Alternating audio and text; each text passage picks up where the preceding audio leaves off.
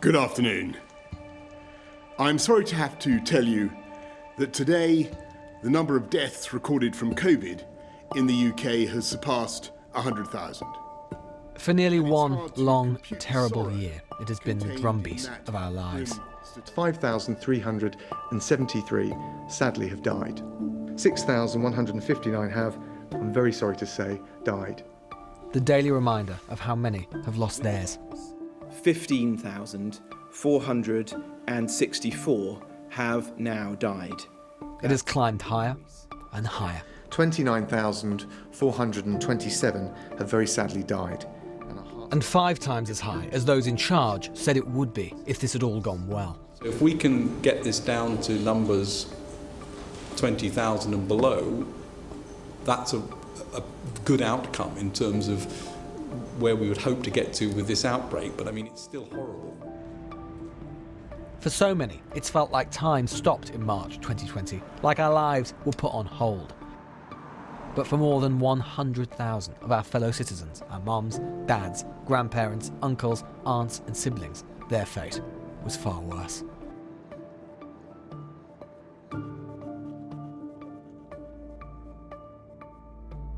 $100,162 people have died within 28 days of a COVID test. That's roughly 1 in 660 British people. That's the capacity of Wembley Stadium, and then some more. It's roughly 128 Airbuses at full capacity, 114 Eurostar trains, the population of Carlisle or Exeter or Derry, more than all the casualties of every war the United Kingdom has fought since 1945. 14 times more. And remember, this is likely a conservative estimate. Excess death figures are best to fully capture the effects of the pandemic, and they have been increasing again. Since 2020, they're running at 110,100 higher, 15% higher than the norm. And though it is a little difficult to compare, the UK is at the very top of the table in terms of international deaths, with 1,400 COVID deaths per million. Behind every single one of these, someone who meant something to someone else. I'd say it was quite traumatic to see someone so healthy and vivacious go from living a full life to being gone in the space of 2 or 3 weeks. And I would say that a very big part of who I am was because of my dad. And I've never felt so lost before.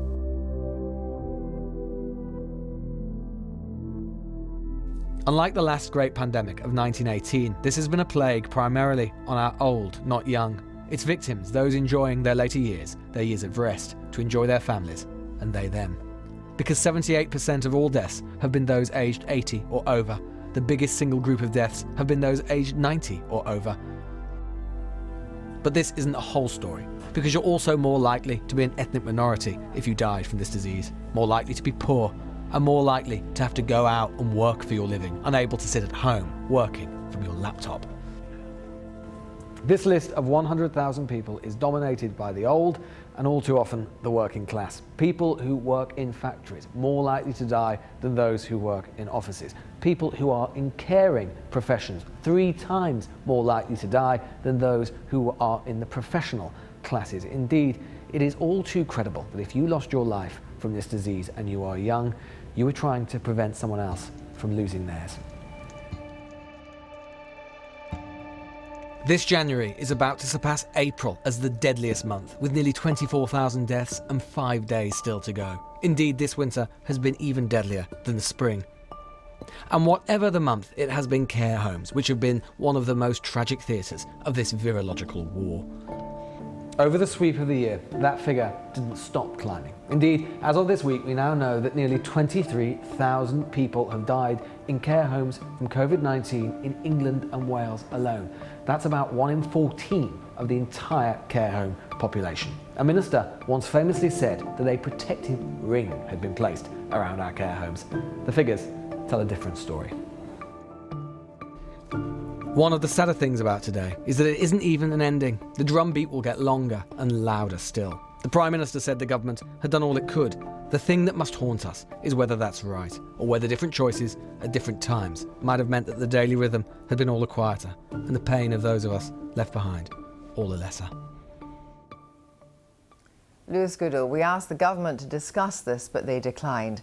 We're joined by Joe Goodman, the co-founder of the campaign group COVID-19 Bereaved Families for Justice UK, Tobias Ellwood, Conservative MP and Chairman of the Defence Select Committee, and Proffesor Calum Semple, Professor of Outbreak Medicine at the University of Liverpool and a member of SAGE, though he is appearing tonight in a personal capacity. Good evening to all of you. If I could begin with you, Joe Goodman. Your father very sadly died of COVID in April. Tell me what happened. Yeah, my dad, Stuart, was 72. He had a number of underlying health conditions which made him particularly vulnerable to COVID-19, to the extent that my family were really concerned looking at the risk factors because they looked like a checklist of his health conditions. Despite this, he was one of the many thousands who contracted COVID in the week before the first lockdown. We think most likely at a hospital appointment because no protective measures like PPE and distancing had been put in place at that point, despite the vulnerability of the people who were there. Because of how vulnerable he was and his health conditions, he unfortunately deteriorated really rapidly, and it was incredibly difficult watching someone you love go from being full of life to gasping for breath and fearing for their lives in a matter of days. He was one of the 20,000 first deaths that were considered to have been a good outcome if that was where we ended up. And obviously for all of us who were among that number, it was anything but a good outcome. But it really is hard to believe that we've actually found ourselves here with 100,000 deaths. And when you know the impact of that on a family and how it can tear a family apart. Well, I wonder, just to ask you about that, and Boris Johnson said today that he was deeply sorry for every life lost. And I wonder how your life has been since April when you lost your dad. It's obviously everyone's lives have been turned upside down, and it's been a very strange existence for all of us. It's been a really difficult time to grieve. Often it can feel like I'm not seeing my dad in the same way as I'm not seeing other people, and he's just kind of missing in the same way so many people are from our lives.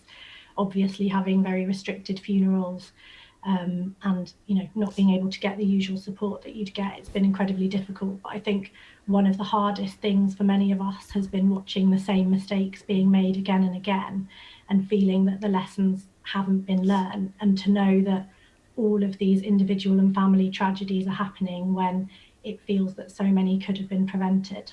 Thank you very much for that. And I know that your brother has had COVID and at the moment has long COVID. Calum Semple, you heard Joe there talk about 20,000 being a good outcome. Of course, that's what Patrick Vallon said way back in March. Did you think that we would be over 100,000 at this time? Sadly, I and some of my colleagues did think that this could happen and were very worried about it. And the numbers, however, that we hear today belie the many times that number of people that have been damaged. They'll recover, but their lives will be changed by COVID. It's been awful for us. Do you think it had to be this way? There's been some bad luck with the evolution of this more virulent, transmissible strain. But we've also had decades of underinvestment in a national health service that's left with no stretch capacity, and a public health authority that's been eroded as well. And that probably has had some impact in where we are today. But as far as the absolute numbers, Britain, for these problems, is very good at counting. We have got very good data systems, we've got very good research streams, so we have very good information about the numbers of deaths. But each one of these is a tragedy. But could we have done much to change that? I'm not sure we could have. I wonder, though, and what you make of saving lives and protecting the NHS. Now, you talk about underinvestment, but I wonder where you think we are with the NHS right now. We're hopefully just starting to turn the corner with the reduction in the number of absolute deaths and a number of admissions to hospital, but our intensive cares are still at full stretch. I'm hearing of patients being moved from district general hospitals throughout the country into the larger regional intensive care units because of lack of capacity in some areas. So we're not out of this yet, but we're just starting to see the first bit of light following the recent Tier 4 restrictions. I wonder, bringing you in, Tobias Ellwood, just coming back to what Patrick Vallance said about 20,000 being a good outcome and it now being more than 5 times that amount. Do you find that shocking? I do. Can I just express my condolences to Joe? It's a stark reminder of the loss that so many families are going through up and down the country. And we need in the longer term to find a fitting way to remember those lives. We're not out of this yet. Sadly, the numbers will continue to increase. And the Prime Minister was right to say today that there are huge lessons to be learned. There is no playbook for any government across the world to follow here. My worry is, speaking from a defence perspective, biosecurity perspective, is it won't be another 100 years before the next pandemic comes around. It is so important that we get better at locking down, we get better at securing the PPE that we need, better at producing those track and trace systems, better at protecting our care homes, better at securing our borders. You know, if you talk about sort of looking back at what we could have done better, perhaps we can look back now and say, well, we probably know, and we definitely know a lot more than we did in the March lockdown. And if I can just give you 3 examples, just let's take 3 things. Going back to March, did we lock down too late in March? Was Eat Out to help out a good idea? Was the relaxation over Christmas a good idea? Was not closing airports a good idea? Is it fair to say that all these did contribute to the infection rate? Looking back, you have to say yes to all of that. These are the very tough decisions that not just this government, but every government is making in trying to balance tackling COVID-19 as well as keeping our economy open. And a third aspect of that, which is the will of the nation, the compliance of the nation, that consensus that you need. We're not an authoritarian state here, and we need to take the nation with us. But absolutely, we can look back and say, and learn from those mistakes to say how we could have done things differently. There are other aspects about Britain that we shouldn't forget. We are a global hub here. We bring people together from the east and the west, so closing down. We're a busy island with packed urban centres. It could have spread faster, around in the country from that perspective. There are so many questions to be answered in the longer term, which may contribute to the numbers being higher in this country than elsewhere. Well, but coming back to you, Joe, I mean, let's talk about your work with families, the bereaved families for justice. You want an inquiry, not in the future. You want an inquiry right now. You've got the vaccine, we're going to have the vaccine rolled out to the most vulnerable. The 2 questions here, first of all, on a personal capacity, will you feel safer then? Do you think that will change your outlook about your own future? Yeah, I mean, I think certainly the rollout of the vaccine is something really positive and something that hopefully does bring the end of the pandemic in sight. But I think the messaging throughout from the government that there'll be a time to learn lessons at the end of the pandemic has been incredibly dangerous. We were first calling on the government to instigate a rapid review inquiry in early June. And we weren't calling at that point to divert a lot of resources into, looking at absolutely everything that went wrong. Certainly, eventually, I want some clear answers on why what happened to my dad did. But I understand that right now the priority has to be on practical learning that can save lives. And I think for those of us who lost people early on, to see now that we have people who are newly bereaved coming into our support group every day, and their stories look so similar to our own, one has to ask the question that if a rapid inquiry had been held in the summer when case numbers were lower, when there was less pressure on government and the NHS, whether potentially very many of these lives could have been saved. Tobias Ellwood, that surely is a fair question. It is. I absolutely agree with that. Everybody talks about comparison with this with a war footing, our experience during the war itself. You have to be resilient, you have to be flexible, you have to learn on the go. You cannot wait till it's all over. So there should have been an inquiry in the summer. Well, there were some inquiries on different levels, and there will be further inquiries as well. I conducted an inquiry with my committee. Why isn't the armed forces doing more? They're an asset that we could use in a much greater capacity. Jeremy Hunt's health committee did a study in this as well. But you're right, I think it would have been wise for the government to look at this too. We are far from out of the woods here. We have another 6 more months to go. The positive aspect of this, in that we've had weaknesses, the strengths that we have is in our life sciences, in our investment in the R&D. We are ahead of many other countries in getting that vaccine out. So we will get out of the woods quicker than others. We are saving lives at the moment. But that shouldn't prevent us during this time, because people are still facing death, still facing this illness, to look at what happened in the last 6 months and learn from it.